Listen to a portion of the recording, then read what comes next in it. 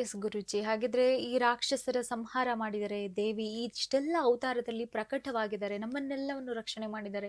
ಪ್ರತಿಯೊಂದು ಅವತಾರದಲ್ಲೂ ಒಂದೊಂದು ಯುಗವನ್ನ ರಕ್ಷಣೆ ಮಾಡಿದ್ದಾನೆ ಅಂತ ವಿಷ್ಣುವಿನ ದಶಾವತಾರ ಕಥೆಗಳಾಗಿರ್ಬಹುದು, ನಮ್ಮ ದೇವಿಯ ನವ ದುರ್ಗೆಯರ ಕಥೆಗಳು ನಾವು ಕೇಳುವಂಥದ್ದು, ಶಕ್ತಿಪೀಠ ಸತಿಯ 52 ಶಕ್ತಿಪೀಠಗಳ ಬಗ್ಗೆ ಕಥೆಯನ್ನ ಹೇಳುವಂಥದ್ದು.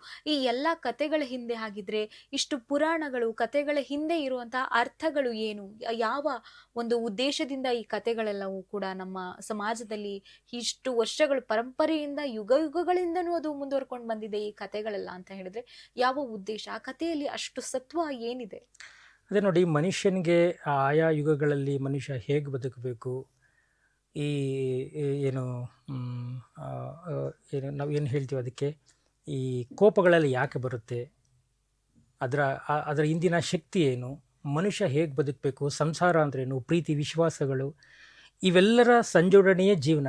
ಅಂದರೆ ಅವ್ರನ್ನೆಲ್ಲ ನೋಡಿ ಕಲಿಯೋದಿದೆ ಹೊರತು ನಾವು ಅವರಿಂದ ಆರಾಧನೆ ಮಾಡುವಂಥದ್ದೆಲ್ಲ ಏನಿಲ್ಲ. ನಾವು ಹೇಗೆ ಬದುಕಬೇಕು ಅನ್ನುವಂಥದ್ದು ತಿಳಿಸುವಂಥದ್ದು ಹಳೆಯ ನಾವೇನು ಹೇಳ್ತೀವಿ ಅವತಾರಗಳಿಂದ ಕಲಿಯುವಂಥದ್ದು ಸಾಕಷ್ಟಿದೆ. ಈಗ ನವದುರ್ಗೆಯರು ಅಂತೀವಿ. ಯಾರು ನವದುರ್ಗೆಯರು? ಶಕ್ತಿಪೀಠಗಳು. ಯಾವುದು ಶಕ್ತಿಪೀಠ? ನಾನು ಅವಾಗಲೇ ಹೇಳಿದ್ನಲ್ಲ, ಶಕ್ತಿಪೀಠ ಅಂದರೆ ಏನು? ನವದುರ್ಗೆಯರು ಕೇವಲ ನಮ್ಮ ಕಲ್ಪನೆಯ ಚಿತ್ರಣಗಳಲ್ಲಿ ಅವರಿಲ್ಲ. ಅವರು ತುಂಬ ದೊಡ್ಡವರಿದ್ದಾರೆ. ಏನೆಂದರೆ 9,000 ಕೋಟಿ ಬ್ರಹ್ಮಾಂಡಗಳನ್ನಾದರೂ ಆ ದುರ್ಗೆಯರಾಗ್ತಾರೆ.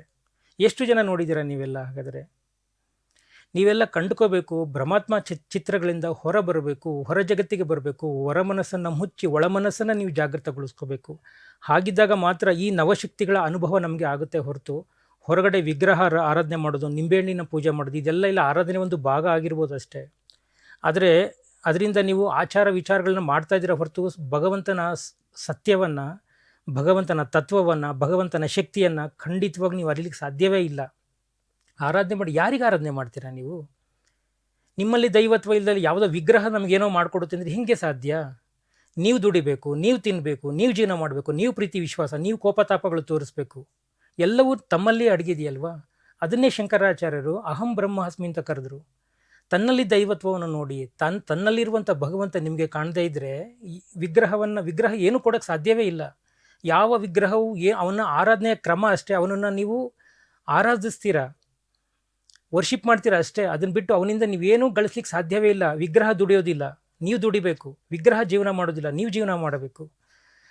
ಈ ಪರಂಪರೆ ಏನಿದೆ, ಪರಂಪರೆಯಲ್ಲಿ ನಾವು ವಿಜ್ಞಾನವನ್ನು ಬಳಸ್ಕೋಬೇಕು, ಮೌಢ್ಯಗಳನ್ನು ನಾವು ಬೆಳೆಸ್ಕೋಬಾರ್ದು ಅನ್ನೋದು ನನ್ನ ಉದ್ದೇಶ.